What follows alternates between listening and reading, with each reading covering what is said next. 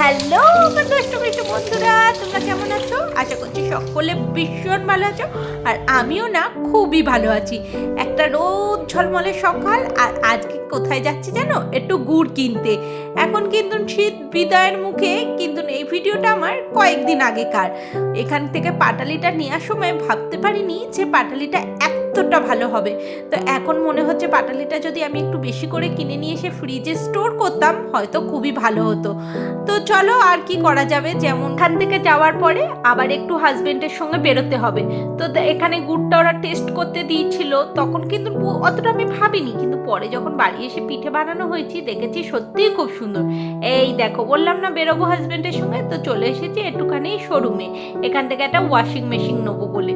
তো এই দেখো সন্ধ্যেবেলা ওরা ডেলিভারি দিয়ে দিয়েছে ওয়াশিং মেশিনটা, আর কিভাবে সে মানে চালাতে হয় সেটাও আমাদেরকে বুঝিয়ে দিয়ে গেছে। আর সন্ধ্যের টিফিন এই দেখো গরম গরম চা। আজ রাত্রে ডিনারে ঠিক করেছি সবাই মিলে না ভাত না রুটি, শুধু কাবাব বানাবো আর সবাই মিলে জমিয়ে এই ঠান্ডাতে কাবাব খাবো। তো চলো টাটা বন্ধুরা, ভিডিওটা কেমন লাগলো কমেন্টে জানিও কিন্তু।